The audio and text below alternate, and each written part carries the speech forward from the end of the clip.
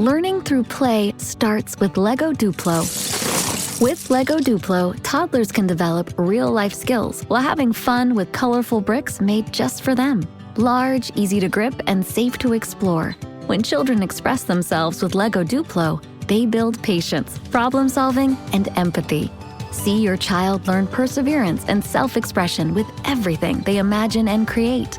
Visit lego.com/preschool to learn more. Gatorade is the #1 proven electrolyte blend designed to hydrate better than water. So you can lose more sweat and raise your game. Gatorade, is it in you? La creciente tensión entre naciones como Israel, Irán, Rusia y Ucrania no puede ser analizada solo como un enfrentamiento territorial o político. Desde la perspectiva bíblica, hay una capa más profunda de significado profético que involucra a estas naciones. En Ezequiel capítulos 38 y 39, por ejemplo, encontramos una profecía que involucra a Gog y Magog, figuras frecuentemente asociadas a coaliciones militares del norte y del oriente que se levantarían contra Israel en los últimos días. El retorno del pueblo judío a su tierra, el resurgir de Israel como nación soberana y la intensificación de amenazas regionales señalan movimientos que no pueden ser ignorados por quienes observan los signos del fin. Israel, pequeño en extensión territorial pero gigantesco en importancia espiritual y geopolítica, permanece en el centro de la atención mundial. Su ubicación estratégica y el hecho de ser una democracia en medio de regímenes autoritarios lo convierten en un objetivo constante de hostilidades. Irán, por otro lado, alimenta abiertamente el deseo de eliminar el Estado judío, armando grupos terroristas y probando armas con retórica apocalíptica.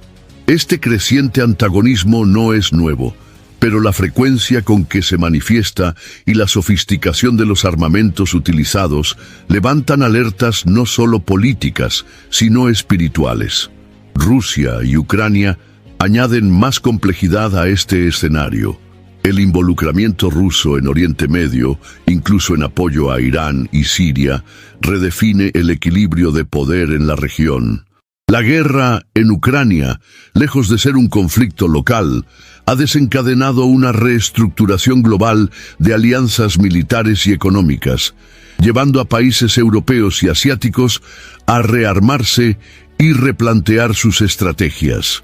Este movimiento global de preparación bélica resuena con las palabras de Jesús en Mateo capítulo 24, versículo 6.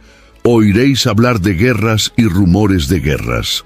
Lo más intrigante es cómo estas naciones, aparentemente desconectadas, pueden estar convergiendo para cumplir un escenario escatológico común. El alineamiento político entre Rusia e Irán, por ejemplo, coloca a dos gigantes militares e ideológicos contra Israel. Esta convergencia, aunque a los ojos humanos parezca geopolítica, adquiere contornos espirituales cuando se ve a la luz de las Escrituras. Cada movimiento militar o diplomático puede ser parte de un tablero mucho mayor, donde el cumplimiento de las profecías se acerca a un ritmo cada vez más acelerado. La observación de estos acontecimientos exige discernimiento espiritual. No se trata de generar miedo o especulación irresponsable, sino de recordar que el reloj profético no está detenido. Cuando los cielos se alinean con los pasos de las naciones, es hora de volver nuestros ojos no solo a los noticiarios, sino principalmente a la palabra. Hay un llamado silencioso de Dios, invitándonos a vigilar con sabiduría, pues los días son malos y la historia camina hacia un clímax ya anunciado. La tensión permanente entre India y Pakistán, dos potencias nucleares que comparten una frontera llena de cicatrices históricas y religiosas, representa una de las zonas más sensibles del planeta. La región de Cachemira, constantemente disputada, es un territorio donde cada escaramuza lleva el potencial de transformarse en una guerra total. Este conflicto continuo es a menudo subestimado en Occidente, pero a la luz de la escatología bíblica revela algo aún más profundo: cuánto el mundo camina sobre una línea tenue entre estabilidad y caos. Desde la partición del subcontinente indio, en 1947, India y Pakistán han librado batallas no solo por el territorio, sino por narrativas religiosas y culturales. India, con su mayoría hindú, y Pakistán, fundado como un Estado islámico, cargan diferencias teológicas que intensifican la animosidad. Este enfrentamiento entre religiones y naciones ecoa los conflictos previstos en Apocalipsis, capítulo 6, donde el segundo jinete del Apocalipsis quita la paz de la tierra, dando a la humanidad una espada. El simbolismo de la espada aquí representa más que guerra. Se trata de la ruptura de la convivencia pacífica entre los pueblos. La presencia de armamentos nucleares transforma cualquier confrontación en una amenaza global. Aunque los choques actuales parecen pequeños en comparación con otras guerras en curso, basta un disparo erróneo, una provocación mal calculada o un liderazgo inestable para desencadenar un efecto dominó de proporciones irreversibles. Las Escrituras nos muestran en diversos momentos cómo pequeñas decisiones humanas desencadenan consecuencias divinas. El escenario indo-pakistaní es una bomba de tiempo que expone la fragilidad de la paz mundial. Además, la involucración de potencias externas como China, que mantiene lazos estrechos con Pakistán, y Estados Unidos, que intentan mediar la tensión mientras mantienen intereses con India, complica aún más el panorama. Cachemira se convierte, por lo tanto, no solo en una disputa entre vecinos, sino en un campo de batalla simbólico donde diferentes sistemas religiosos, políticos e ideológicos se enfrentan. La Biblia nos invita a observar con atención estos confrontamientos, pues cuando naciones se levantan contra naciones, como profetizado en Mateo capítulo 24, el tiempo de la venida del Hijo del Hombre se acerca.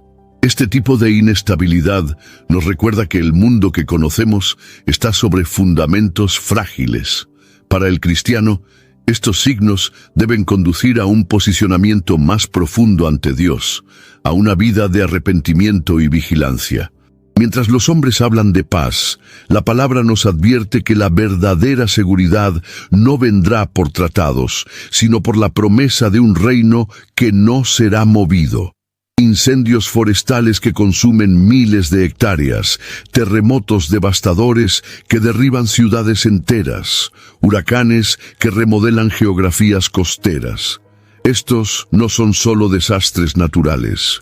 Para muchos cristianos atentos a la escatología, estos eventos son señales visibles de las palabras de Jesús registradas en Mateo capítulo 24, versículo 7. Y habrá hambres, pestes y terremotos en varios lugares. Estas señales son como trompetas que resuenan en el silencio de la rutina moderna, alertando que los tiempos se aceleran rumbo al cumplimiento profético. Los llamados eventos extremos se han vuelto cada vez más frecuentes e intensos. Los especialistas apuntan a cambios climáticos como explicación científica, pero hay un punto en el que la ciencia se doblega ante el volumen y la intensidad de los acontecimientos. Las Escrituras ya preveían este aumento de dolores como presagio del fin, comparándolos con contracciones de parto, crecientes, inevitables y progresivas. La naturaleza creada por Dios y sujeta a su soberanía, gime como está escrito en Romanos capítulo 8, versículos 22 al 23, aguardando la redención. Cada desastre lleva consigo un mensaje de fragilidad humana. Estructuras arquitectónicas que parecían inquebrantables son reducidas a escombros en segundos. Ciudades que nunca habían enfrentado inundaciones pasan a ser devastadas por torrentes inéditos. ¿Qué revela esto? Que ninguna fortaleza humana es suficientemente segura ante la manifestación del juicio de Dios. Los eventos naturales, en este contexto, no son simples fatalidades, sino ensayos de una gran convulsión que aún está por venir, como se describe en el libro del Apocalipsis. Es común que después de estos desastres haya un breve despertar espiritual. Las iglesias se llenan, los buscadores se vuelven hacia Dios en oración y arrepentimiento, pero muchas veces ese fervor se enfría tan rápidamente como surgió. La verdadera pregunta que queda es: ¿cuánto tiempo más resistirá la humanidad a los toques de advertencia divina antes de que venga el juicio final? Cada terremoto puede ser un recordatorio de la inestabilidad del mundo y de la urgencia de edificar nuestras vidas sobre la roca. En este escenario, la misión del cristiano es doble: interpretar las señales con discernimiento y prepararse espiritualmente. Mientras el mundo busca culpables o soluciones políticas, la palabra nos llama a discernir los tiempos. El ruido de las placas tectónicas, el rugido de los vientos y el estruendo de los truenos pueden ser el lenguaje de Dios, llamando a la humanidad al arrepentimiento y a la esperanza.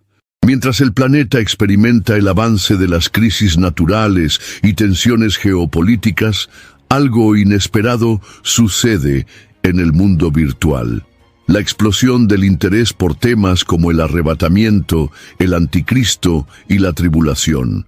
Millones de personas, especialmente los más jóvenes, están buscando términos como fin de los tiempos, profecías bíblicas y vuelta de Jesús en plataformas como Google, TikTok y YouTube. Este fenómeno cultural no es mera curiosidad. Refleja un eco espiritual provocado por un mundo en convulsión, un intento colectivo de entender lo invisible detrás del caos visible.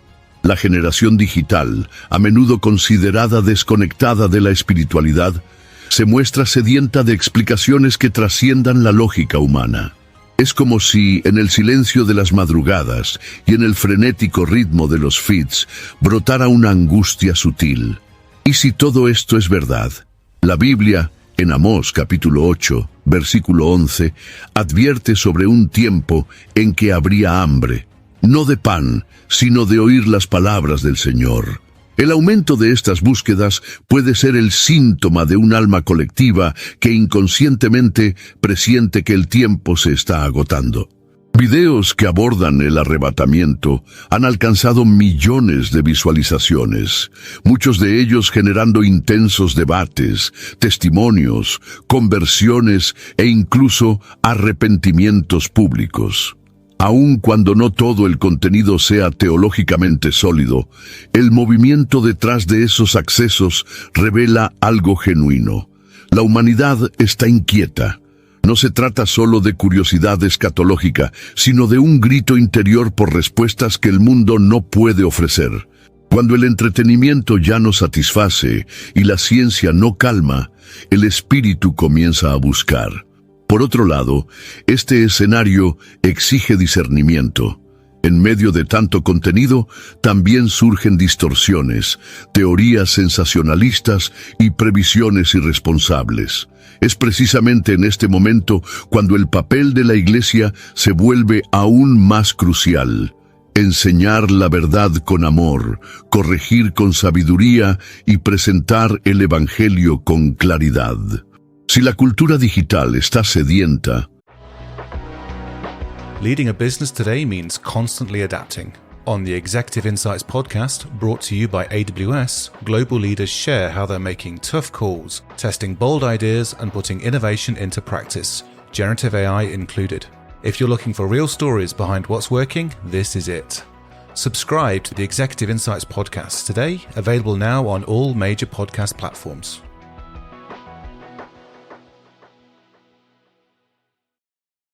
This episode is brought to you by LifeLock.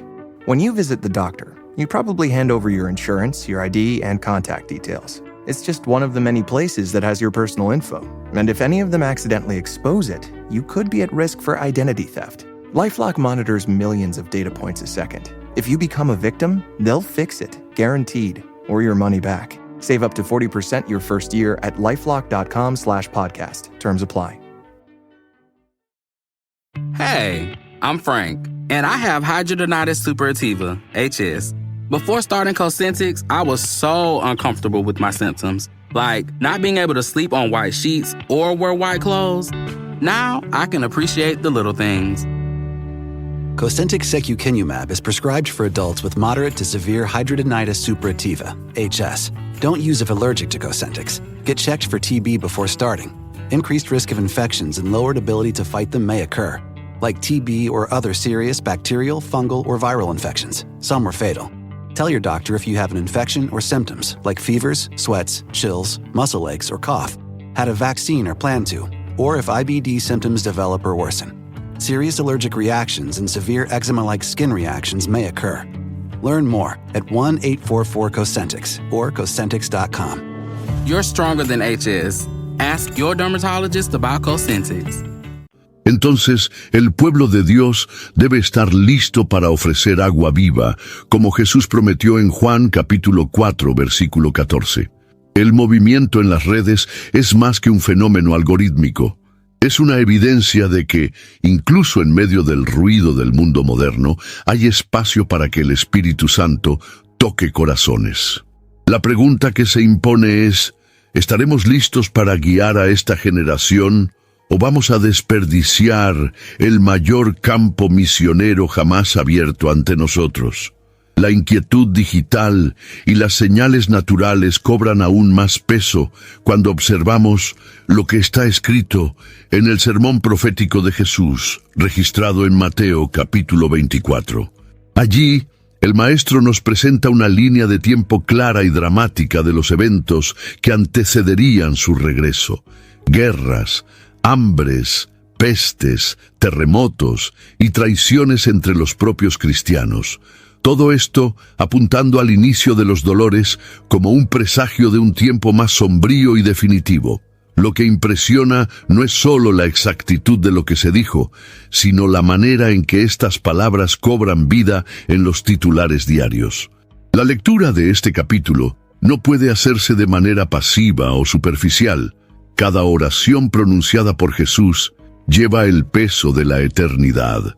Cuando Él dice, «Cuidad de que nadie os engañe», ya anticipa el aumento del engaño religioso, de la apostasía y de las falsas esperanzas. Vivimos en un tiempo donde muchos buscan señales, pero pocos se preocupan por discernir los tiempos. Jesús no quería solo informar, sino preparar. Sus palabras no son un código para descifrar el futuro, sino un llamado a vivir con urgencia en el presente. Es interesante notar cómo los elementos citados por Cristo no se refieren solo a fenómenos externos, sino también a reacciones humanas. El amor de muchos se enfriará, la iniquidad se multiplicará, traiciones y odio dominarán relaciones antes saludables. La actualidad de estas descripciones es perturbadora. Es como si Jesús estuviera describiendo el noticiero de la última semana, comprobando que las Escrituras no están distantes, sino increíblemente cercanas. La énfasis del sermón no está en la destrucción, sino en la vigilancia. Jesús apunta hacia la perseverancia como clave, pero el que persevere hasta el fin, éste será salvo. Es una exhortación hacia una fe que resista al colapso de la sociedad, a la seducción del mundo y al cansancio espiritual. Es un llamado al cristiano común a permanecer firme cuando todo lo demás parezca desmoronarse. La fe no puede ser superficial, reactiva o dependiente de sensaciones. Debe ser sólida, enraizada en la palabra. Cuando unimos los signos observables a las enseñanzas de Jesús, no queda duda de que estamos viviendo los principios de dolores. La preparación, por lo tanto, no es solo doctrinal, sino existencial. Más que estudiar escatología, somos llamados a vivirla con sobriedad, como aquellos que conocen el fin, pero caminan con fe todos los días. A medida que los acontecimientos globales se suceden con velocidad alarmante, se percibe que no estamos solo ante catástrofes naturales o conflictos geopolíticos. Hay un dolor invisible expandiéndose, un tipo de angustia espiritual que afecta a creyentes y no creyentes, líderes y laicos. Jesús comparó estas señales al inicio de los dolores de parto. Pero si los dolores físicos anuncian el nacimiento de una nueva vida, los dolores espirituales anuncian el desenlace de una era. El mundo está entrando en convulsión, no solo externamente, sino internamente. Esta aflicción espiritual se manifiesta en crisis existenciales profundas. Personas que antes estaban firmes en la fe, hoy cuestionan todo. Otros que nunca pensaron en Dios comienzan a buscarlo de manera desesperada. Lo que parece desorden puede, en verdad, ser el proceso de Dios rompiendo estructuras para revelar lo esencial. En Romanos capítulo 13, versículo 11, Pablo escribe: «Ya es hora de despertarnos del sueño, porque nuestra salvación está ahora más cerca que cuando creímos al principio». La alerta es directa y urgente. Despierta, porque algo mayor está viniendo. La intensificación de estos dolores también ha expuesto el estado real de la Iglesia. Muchos ministerios, antes vibrantes, están en crisis, no por falta de recursos, sino por falta de propósito. La pandemia, los escándalos y el enfriamiento de la fe revelaron que gran parte de la base era emocional, no espiritual. Dios está permitiendo que los fundamentos sean sacudidos para que permanezca solamente lo que es eterno. Los dolores no son castigo, son instrumento de revelación.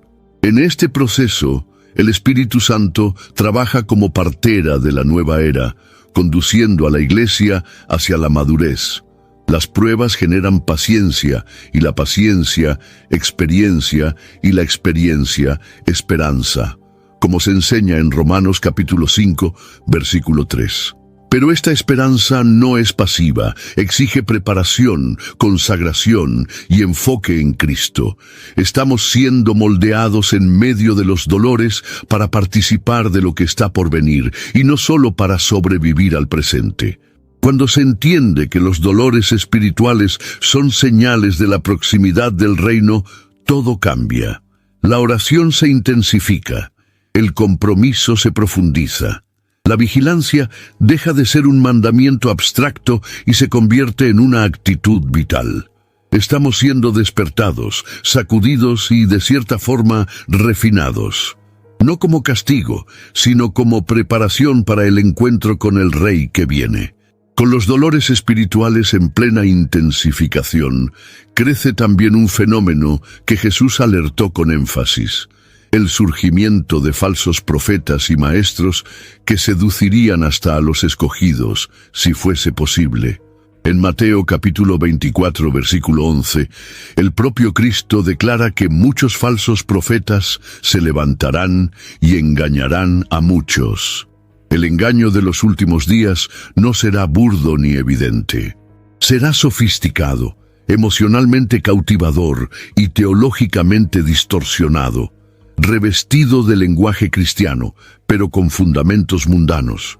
Lo más peligroso es que este engaño no se presenta solo fuera de la Iglesia, sino que penetra sus púlpitos y plataformas digitales. Líderes influyentes, carismáticos y aparentemente piadosos propagan doctrinas que exaltan el ego, la prosperidad y la felicidad inmediata, minimizando el pecado y eliminando cualquier mención al juicio o a la renuncia. La cruz es sustituida por coaching, el arrepentimiento por autoayuda, el cielo por conquistas terrenas, y muchos, deseando escuchar solo lo que les agrada, abandonan la verdad para seguir fábulas, como advirtió Pablo en 2 Timoteo capítulo 4, versículo 3. La era digital facilita el alcance de estas voces. En pocos clics, multitudes pueden ser llevadas al error, sin filtro, sin discernimiento. La seducción está precisamente en la apariencia de espiritualidad, en el uso del nombre de Jesús para justificar deseos carnales y ambiciones humanas. Pero el verdadero evangelio confronta antes de consolar, exige arrepentimiento, no solo adhesión emocional, señala hacia la eternidad, no hacia la satisfacción momentánea. Y es esto lo que muchos falsos maestros evitan a toda costa. La Iglesia necesita urgentemente recuperar su capacidad de discernimiento. No es tiempo de ingenuidad, sino de vigilancia doctrinal. Cada mensaje debe ser comparado con las Escrituras. Cada enseñanza debe ser examinada con temor. El Espíritu Santo, que guía a la verdad, jamás contradirá la palabra inspirada. Si hay contradicción, hay engaño, y donde hay engaño hay destrucción. Los signos están por todas partes. Pero el engaño es eficaz precisamente porque se disfraza de luz. En un tiempo donde las apariencias pueden engañar y el número de seguidores se confunde con unción, el verdadero remanente será aquel que ama la verdad por encima de la conveniencia, que elige la puerta estrecha incluso cuando todos sigan por la ancha. El engaño es el ensayo final de Satanás antes de la revelación del Anticristo, y quien no esté firme en la roca será fácilmente llevado por las olas de la herejía. Si hay una verdad desconcertante en el Nuevo Testamento, es la afirmación de que el juicio divino comienza por la propia Iglesia. Pedro, en su primera carta, capítulo 4, versículo 17, escribe: «Porque ya es tiempo que comience el juicio por la casa de Dios, y si primero comienza por nosotros, ¿cuál será el fin de aquellos que no obedecen al Evangelio de Dios?». La idea de que el pueblo de Dios será el primero en pasar por el tamiz divino nos llama a un autoanálisis urgente. La tribulación de los últimos días no será solo externa, también revelará quién realmente pertenece al reino. Esta verdad impacta porque desmantela la falsa seguridad de muchos. Hay quienes se esconden detrás de ritos religiosos, cargos eclesiásticos o apariencias de piedad, creyendo que están exentos de examen. Pero Dios no ve como ve el hombre. No se impresiona con discursos o títulos, sino que sondea los corazones. Las pruebas del tiempo del fin tienen esta función: exponer lo que estaba escondido, revelar lo que era apariencia y purificar lo que era genuino. El fuego prueba la calidad del material con que cada uno edificó. Muchos ministerios han sucumbido porque estaban edificados sobre el orgullo, el lucro o la fama. Y cuando el viento fuerte de la adversidad sopla, estas estructuras caen. El juicio en la casa de Dios no es castigo, es misericordia. Es el proceso mediante el cual Él limpia a su novia, preparándola para el encuentro con el novio. Es el tiempo en que las máscaras caen, los ídolos son destruidos y solo lo que es eterno permanece. Este proceso es doloroso, pero absolutamente necesario. Es hora de que cada creyente examine su propia fe, no en base a emociones, sino con la verdad de la palabra. Jesús dijo que muchos dirán en aquel día: «Señor, Señor», pero Él responderá: «Nunca os conocí». El nombre de Cristo en los labios no garantiza comunión con Él. BTW, FYI. Visit Nexplanon.com RN to learn about Nexplanon. It's an gestural implant, 68 milligrams radio pain. Or ask your HCP IRL. Okay, TTYL. At Blinds.com, it's not just about window treatments. It's about you, your style, your space, your way. Whether you DIY or want the pros to handle it all, you'll have the confidence of knowing it's done right.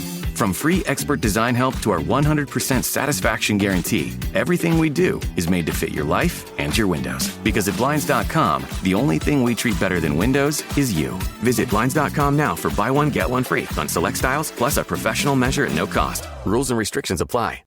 Es necesario caminar en santidad, en verdad, en quebrantamiento. Es tiempo de arrepentimiento, de confesión sincera, de restauración de las bases espirituales. Si Dios está permitiendo que su iglesia pase por el tamiz, es porque desea presentarla sin mancha ni arruga. No hay más tiempo para religiosidad superficial. El juicio comenzó, no para destruir, sino para purificar. Y aquellos que sean hallados fieles en este proceso participarán de la gloria que está por ser revelada. En la secuencia de este juicio que se inicia por la casa de Dios, somos confrontados con una de las advertencias más severas de Jesús: la hipocresía religiosa. En Mateo capítulo 7, versículos 21 al 23, Cristo declara que no todo aquel que dice Señor, Señor, entrará en el reino de los cielos, sino solo quien hace la voluntad del Padre. Esta declaración es profundamente desconcertante, pues muestra que es posible operar milagros, predicar, cantar e incluso profetizar, y aún así estar fuera del plan eterno de Dios. La hipocresía es un tipo de ceguera espiritual que no afecta solo el comportamiento externo, sino el corazón. El autoengaño es aún más peligroso porque enmascara la necesidad de arrepentimiento. El individuo cree estar bien con Dios, mientras está alejado de Él. Asiste a la iglesia, sirve en el ministerio, pero su vida íntima está dominada por orgullo, vanidad y pecado no confesado. El problema no está en las obras, sino en la motivación. Dios juzga la intención y no solo la acción. Es posible construir una vida entera dentro de la estructura religiosa y, aún así, oír de Jesús: nunca os conocí. Este es una alerta para todos los que viven en la rutina de la fe sin una transformación genuina. El Evangelio no es una performance semanal, sino una relación diaria con Cristo. Él no busca seguidores que actúen, sino discípulos quebrantados. Aquellos que renuncian a sí mismos, toman la cruz y siguen en obediencia, aún en silencio. Esta realidad necesita romper nuestra indiferencia. La apariencia religiosa puede engañar a los hombres, pero jamás engaña a Dios. Él sondea los corazones, conoce los pensamientos más secretos y juzga con justicia. El llamado aquí es a una fe verdadera, sin máscaras, una vida espiritual auténtica que se refleja no en discursos inspiradores, sino en frutos visibles. Como dijo Juan el Bautista en Lucas capítulo 3, versículo 8, «Produzcan, pues, frutos dignos de arrepentimiento». Quien vive en hipocresía espiritual corre el riesgo de ser sorprendido cuando sea demasiado tarde. Pero aún hay tiempo para volver, examinarse, confesar y recomenzar. Dios no rechaza el corazón quebrantado. Él exalta a los humildes y da gracia a los sinceros. Es tiempo de descender del escenario, quitar la máscara y permitir que la luz de Cristo revele lo que hay detrás de la fachada. Cuando Jesús advirtió sobre los peligros del autoengaño y la hipocresía, también reveló que el corazón humano puede esconder tempestades tan intensas como los desastres naturales que asolan el mundo. La Biblia utiliza, muchas veces, el mar como símbolo de este caos interior y cósmico. Desde Génesis hasta Apocalipsis, el mar representa inestabilidad, muerte, separación y, sobre todo, el dominio del mal en su forma más primitiva. Uno de los símbolos más misteriosos de este concepto es el Leviatán, una criatura descrita en Job, capítulo 41, como indomable, amenazante y asociada al poder del caos. El mar para los hebreos no era un lugar de recreación, sino de temor. Era el espacio donde habitaban las fuerzas que escapaban del control humano. Por eso, en las Escrituras, se retrata como morada de monstruos simbólicos y como escenario de juicio divino.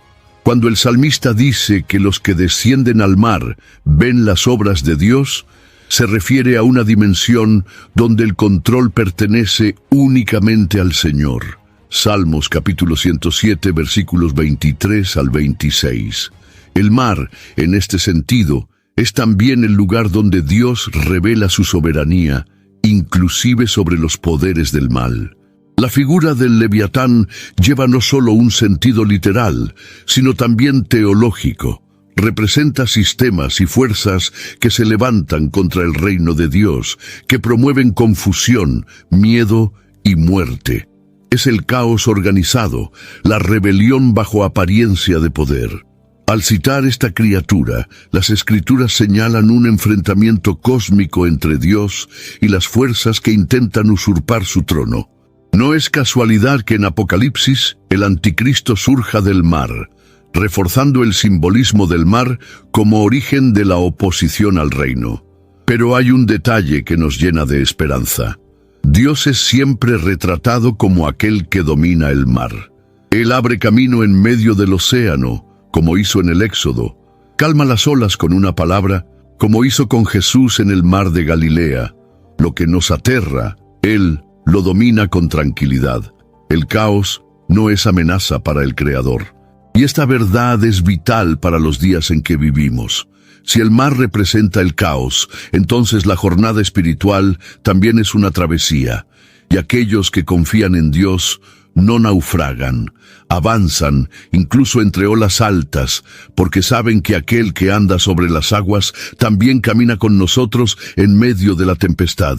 Después de tantos capítulos de caos, juicio y engaño, la Escritura apunta hacia un fin glorioso, o mejor, hacia un nuevo comienzo. En el último libro de la Biblia, en Apocalipsis capítulo 21, versículo 1, Juan describe: «Y vi un cielo nuevo y una tierra nueva, porque ya el primer cielo y la primera tierra pasaron, y el mar ya no existe». Esta afirmación es profundamente simbólica. Decir que el mar ya no existe es declarar el fin de la separación, de la muerte y de la imprevisibilidad que él representaba. Es el anuncio de un reino de perfecta orden, paz y presencia divina. La ausencia del mar en la nueva creación no es geográfica, sino espiritual. Es la certeza de que el mal no tendrá más espacio, que el caos no encontrará brechas, que la creación será, finalmente, reconciliada con su Creador. Todo lo que hoy oprime, asusta o destruye, será removido. La nueva tierra es la respuesta definitiva al clamor de Romanos capítulo 8, donde toda la creación gime, esperando ser redimida. En este nuevo mundo no habrá más lágrimas, ni llanto, ni dolor. La misma estructura de la existencia será transformada. La idea de que no habrá mar apunta hacia una estabilidad que nunca hemos conocido. Aquí todo es inestable: emociones, gobiernos, salud, finanzas. Pero allá todo será pleno. El trono de Dios estará entre los hombres y su presencia será luz constante. No necesitaremos más templos, porque Él mismo será nuestro santuario. Esta visión nos invita a perseverar, a soportar los dolores del presente en función de la gloria futura que nos está reservada. Esta promesa no es una fantasía, es una realidad futura ya determinada. Y necesita impactar nuestro presente. Saber que la nueva tierra será libre del mar debe inspirarnos a vivir como ciudadanos de ese reino ahora, aunque rodeados por las aguas tumultuosas del mundo actual. La esperanza escatológica es un antídoto contra el desespero, un ancla para el alma en medio de las tormentas. No vivimos para este mundo pasajero, somos extranjeros en tierra inestable, esperando por una patria donde no habrá más noche, ni mar, ni lágrima. Mientras ese día no llega, nuestro papel es permanecer fieles, llenos de esperanza y con los ojos fijos en la eternidad prometida. Al contemplar la esperanza de la nueva tierra, es imposible ignorar lo que la antecede. Un período de tribulación sin precedentes, descrito detalladamente en diversos textos bíblicos. No se trata de una metáfora o de un ciclo histórico común, sino de un tiempo establecido por Dios para juicio, corrección y separación definitiva entre luz y tinieblas. En Apocalipsis capítulo 6, hasta el capítulo 19, vemos una sucesión de juicios, sellos, trompetas y copas que expresan la justicia divina siendo derramada sobre un mundo que ha rechazado sistemáticamente el Evangelio. Muchos se incomodan con la idea de un Dios que juzga. Prefieren imaginar un creador eternamente complaciente, incapaz de expresar ira. Pero este pensamiento ignora el carácter santo de Dios. Su ira es la reacción justa al pecado persistente, a la injusticia institucionalizada, a la rebelión consciente. Así como Él juzgó al mundo con el diluvio en los días de Noé, o destruyó a Sodoma y Gomorra por su depravación, Él traerá juicio al mundo en un tiempo determinado, como enseñó Pedro en su segunda epístola, capítulo 3, versículo 7. La tribulación será intensa, no solo por su dimensión global, sino por la acción directa de Dios en eventos que escapan a la lógica humana. Estrellas cayendo, aguas volviéndose amargas, oscuridad, tormentas espirituales, persecución a los santos. Todo indicará que el tiempo de la gracia se está cerrando. Pero incluso en ese tiempo habrá espacio para el arrepentimiento. El juicio, aunque severo, seguirá siendo una invitación a la salvación. Dios continúa extendiendo su mano, incluso cuando envía sus plagas. Entender la tribulación como juicio es reconocer que Dios no juega con el pecado. Es paciente, pero no negligente. Es misericordioso, pero también es justo. Esta comprensión debe despertar en nosotros un sentido de santidad. Debemos vivir como quienes saben que serán juzgados y no como quienes creen que escaparán solo por pertenecer a una tradición religiosa. La tribulación es el punto de inflexión de la historia humana. Hey, it's Paris. You know I love sparkly things, right? Like stars. Duh. And thanks to Hilton and AutoCamp, I just slept under them. Picture me, serving looks by the fire outside my luxurious Airstream, making s'mores with the kids, while a national park is our backdrop. The great outdoors meets Hilton hospitality. That's hot. Explore all the new ways to stay at Hilton.com. Hilton for the stay. This episode is sponsored by Friskies, who would like to tell your cats hi. Now, if that didn't get your cat's attention, there is one thing that always does the trick. Just pour some Friskies crunchy food in the bowl and you'll hear those paws come running. Works every time. With so many Friskies choices, you can always bring your cats running from their secret napping spots. There's always more to explore. See for yourself at Friskies.com or visit your local store. Hey, it's Ryan Reynolds here from Mint Mobile. Now, I was looking for fun ways to tell you that Mint's offer of unlimited premium wireless for $15 a month is back. So I thought it would be fun if we made $15 bills. But it turns out that's very illegal. So there goes my big idea for the commercial. Give it a try at mintmobile.com/switch. Upfront payment of $45 for 3-month plan equivalent to $15 per month required. New customer offer for first 3 months only. Speed slow after 35 gigabytes if network's busy. Taxes and fees extra. See mintmobile.com. El día en que Dios levantará su voz de forma definitiva. Y quien no esté escondido en Cristo será confrontado por la verdad desnuda y cruda de sus propios caminos. Es el tiempo de elegir el lado correcto de la eternidad, antes de que la puerta del arca se cierre una vez más. Ante el escenario de la tribulación, muchos pueden preguntarse, ¿por qué Dios permite tanto sufrimiento? La respuesta, muchas veces, está en la forma en que Él trabaja en nosotros y a través de nosotros. El dolor, que a primera vista parece destructivo, puede ser la herramienta más poderosa para el perfeccionamiento de la fe. El salmista reconoce esto al declarar en Salmos, capítulo 119, versículo 71. Me fue bueno haber sido afligido, para que aprendiese tus estatutos. La aflicción, cuando se entrega en manos de Dios, se transforma en escuela de sabiduría. Dios nunca desperdicia el sufrimiento. Lo utiliza como fuego purificador, como cincel que esculpe, como espejo que revela. El apóstol Pablo, que conoció persecuciones, naufragios, prisiones y dolores profundos, afirmó en 2 Corintios capítulo 4, versículo 17, que las aflicciones presentes son ligeras y momentáneas comparadas con la gloria futura. Para él, el dolor no era el fin, sino el proceso que precedía la revelación de la eternidad. Era el molde que daba forma a la imagen de Cristo en su carácter.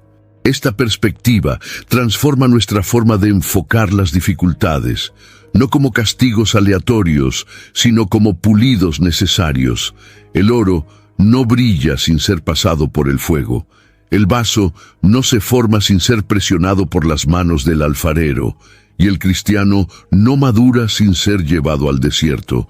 Es en el silencio de las lágrimas, en la soledad de las noches oscuras y en las heridas del alma que muchas veces Dios habla más alto. Y en esas horas, la fe deja de ser teoría y se convierte en supervivencia. La verdadera madurez espiritual no nace en el escenario, sino en la caverna. No florece en el aplauso, sino en el anonimato del dolor. Quien pasa por el valle con fe, sale de él con raíces más profundas, con visión más clara, con fe más sólida. La aflicción es el camino estrecho que nos hace semejantes a Cristo, aquel que también fue hombre de dolores y que sabe lo que es padecer. Como dice Isaías capítulo 53, versículo 3. Por eso, cuando vengan los dolores, en lugar de huir, pregúntale a Dios: ¿qué quieres enseñarme? Porque cada lágrima puede regar una semilla de eternidad, y cada cicatriz puede ser un testimonio de la fidelidad de aquel que transforma cenizas en belleza. El sufrimiento como herramienta de refinamiento espiritual encuentra su máxima expresión en el llamado de Jesús a la cruz.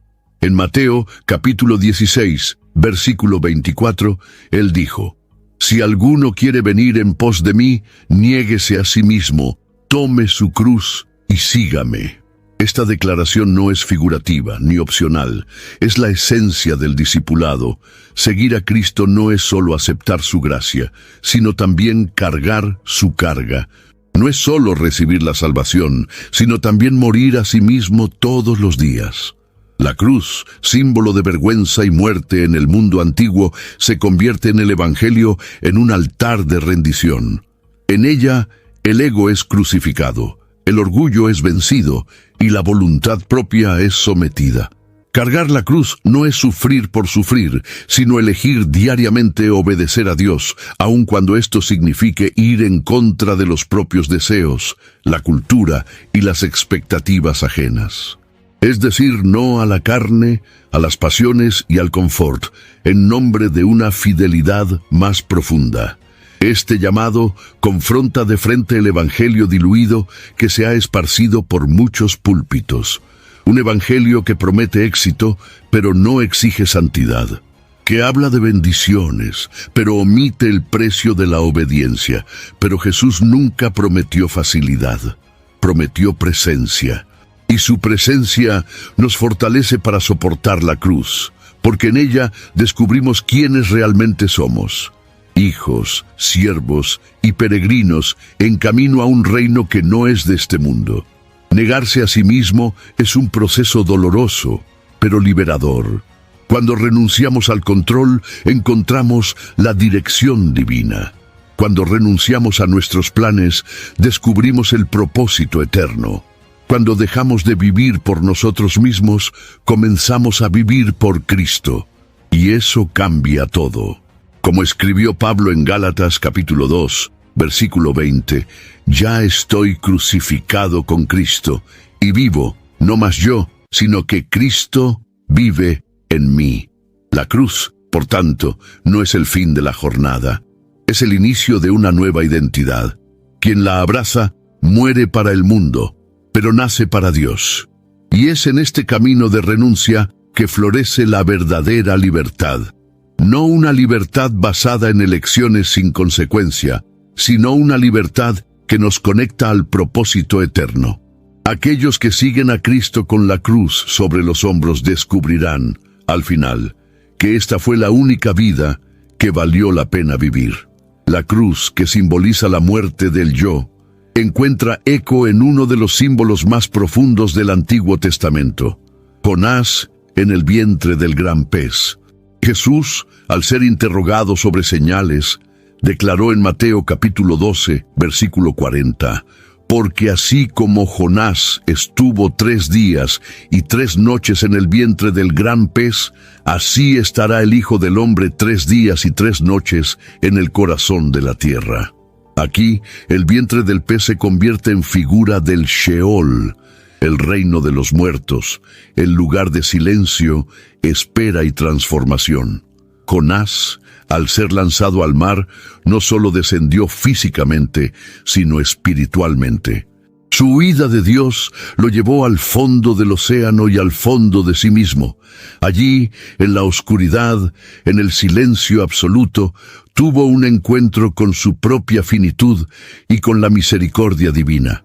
El Sheol, en el entendimiento bíblico, no es solo el lugar de los muertos, sino el espacio donde el hombre se enfrenta a sus límites. Es donde calla el ruido de la vanidad y solo queda la oración del quebrantado.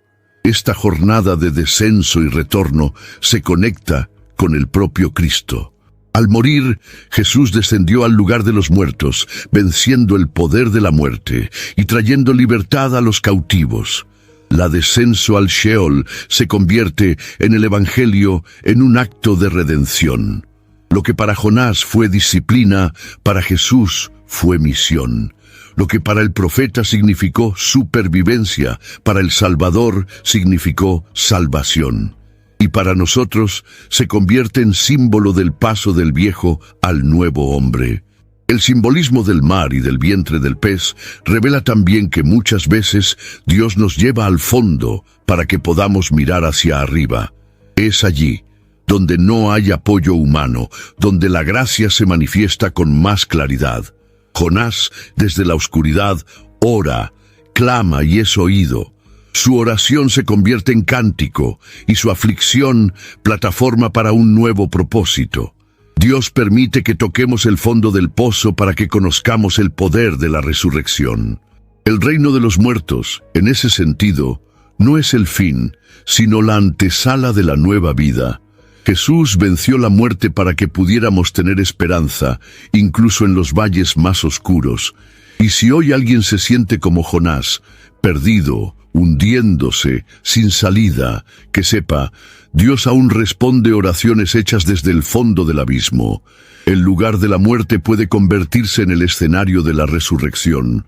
La experiencia simbólica de Jonás en el vientre del pez ecoa con precisión el momento actual vivido por la humanidad.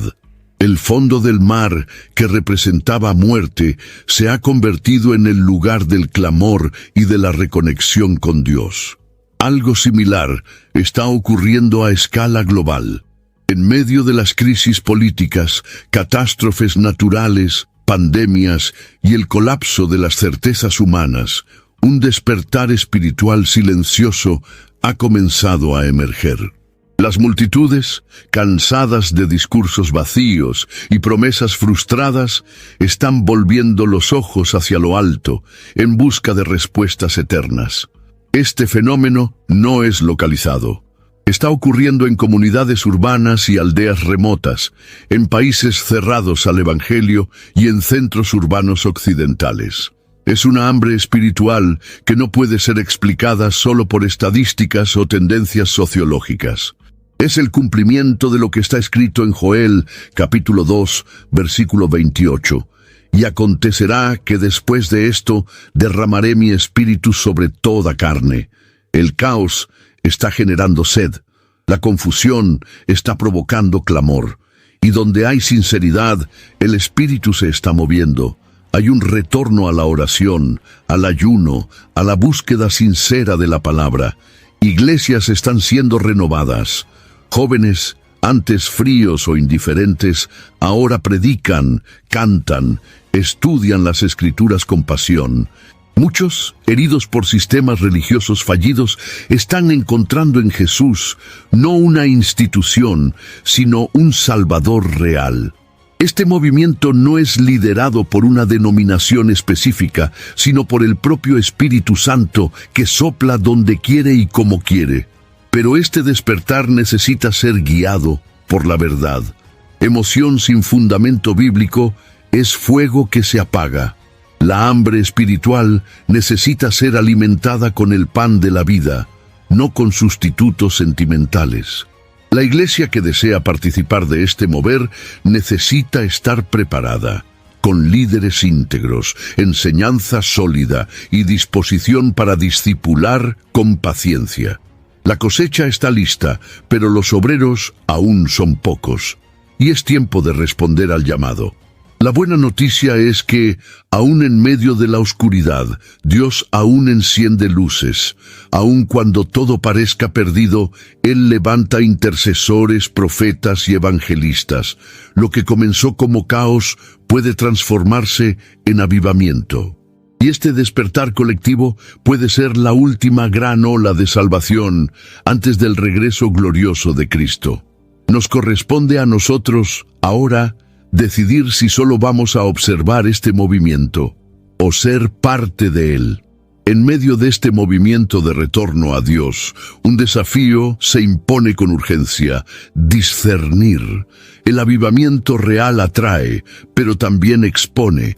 Donde el espíritu se mueve, el enemigo intenta imitar. Brace the rudders! Raise the sails! Raise the sails! Captain, an unidentified ship is approaching. Over. Roger. Wait, is that an enterprise sales solution? Reach sales professionals, not professional sailors. With LinkedIn ads, you can target the right people by industry, job title, and more. We'll even give you a $100 credit on your next campaign. Get started today at linkedin.com/results. Terms and conditions apply. This episode is brought to you by GM Genuine Parts and AC Delco.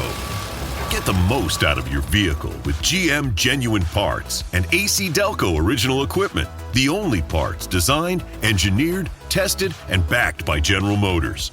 You can find your perfect fit for most makes and models and choose from 3 tiers of parts, including GM OE or gold and silver aftermarket parts. Visit gmparts.com for more information. It's back to school season and Clorox is donating 2 million disinfecting wipes to classrooms across America. Because back to school means things can get a little bit messy. Just ask kindergarten teacher Miss Gibson. Give me just one Clorox wipe and I'm ready for glitter glue, exploded lunchbox yogurt, peanut butter handprints, runny noses, picking noses, rubbing noses. Touching noses. Thank you, Edward. Ooh, nap mats and lockers and tissue boxes. And Clorox scissors. disinfecting wipes. Teacher's #1 wipe. Clean feels good. Based on unit sales data. Y en este tiempo de hambre espiritual, también surgen doctrinas engañosas, nuevas revelaciones y líderes que, aunque carismáticos, distorsionan la verdad. El apóstol Juan advirtió sobre esto en su primera epístola, capítulo 4, versículo 1. Amados, no creáis a todo espíritu, sino probad si los espíritus son de Dios, porque ya muchos falsos profetas han surgido en el mundo. La confusión doctrinal actual no es accidental, es estrategia. El enemigo sabe que puede desviar multitudes no solo por el pecado explícito, sino por una espiritualidad diluida. Enseñanzas que exaltan al hombre, minimizan el arrepentimiento y sustituyen la cruz por promesas fáciles, han contaminado púlpitos y redes sociales. La apariencia de piedad ha engañado a los desprevenidos y la falta de conocimiento bíblico ha hecho que muchos sean llevados por vientos de doctrina, como advirtió Pablo en Efesios capítulo 4, versículo 14. Para discernir es necesario más que sensibilidad espiritual. Es necesario estar enraizado en la palabra. Quien conoce la verdad detecta la falsedad incluso cuando viene revestida de frases bonitas y promesas emocionales. El Espíritu Santo no contradice las Escrituras, las confirma, y cualquier enseñanza que disminuye la santidad de Dios, banaliza el pecado o transforma el Evangelio en autopromoción, debe ser rechazada, por más popular que sea. Este discernimiento es la protección de la Iglesia en los últimos días. No basta sentir. es necesario saber. No basta oír, es preciso examinar. Los bereanos, mencionados en Hechos capítulo 17, versículo 11, fueron elogiados porque examinaban las Escrituras si las cosas eran así, y este debe ser el estándar para el pueblo de Dios hoy. Oír con atención, pero probar con reverencia, porque un evangelio sin cruz puede emocionar, pero jamás salvará. La confusión doctrinal será cada vez más intensa a medida que nos acercamos al fin, pero los que andan en la luz no tropiezan. Los que permanecen en la enseñanza apostólica no serán confundidos.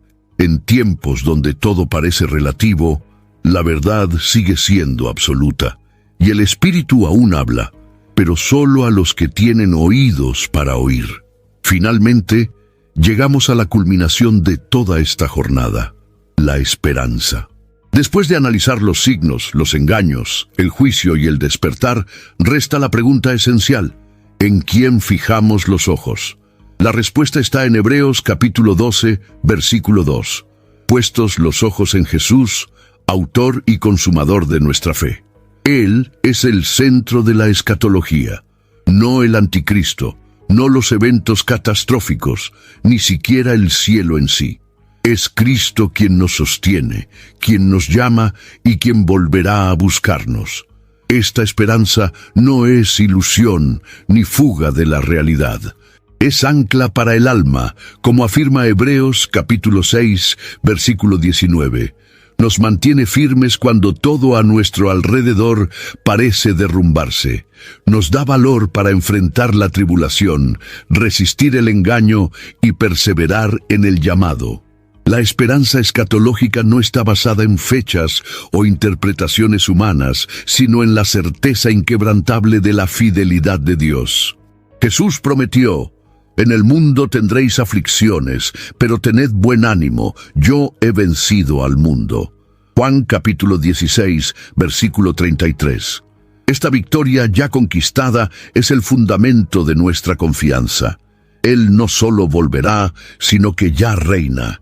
Y mientras aguardamos su manifestación gloriosa, vivimos como embajadores de un reino invisible pero real. Un reino que ya ha llegado en parte, pero que será plenamente revelado pronto. En tiempos de guerra, hambre, engaño y oscuridad, la esperanza en Cristo nos impide ceder al desespero. Nos recuerda que no hemos sido llamados para sobrevivir, sino para resplandecer. Que no caminamos solos, sino guiados por aquel que venció la muerte. Y que, al final de todo, cuando los cielos se abran, veremos al Cordero triunfante, y toda rodilla se doblará ante él. Fijar los ojos en Jesús es el secreto para atravesar los últimos días con fe y firmeza. Es saber que el autor de la historia también es su fin, que aquel que comenzó la buena obra la completará, que el mismo Jesús que ascendió a los cielos volverá con poder y gran gloria. Hasta entonces caminamos con esperanza, con los ojos en alto y el corazón ardiente, porque Él viene y su recompensa está con Él. ¿Cuántas veces has sentido que algo mayor está a punto de suceder? Que el mundo está cambiando ante nuestros ojos. Si alguna parte de este recorrido te ha hecho reflexionar, comparte en los comentarios. Tu historia puede ser exactamente lo que otra persona necesita escuchar. Envía este video a alguien querido e inscríbete en el canal para seguir caminando con nosotros, un paso a la vez hacia lo eterno.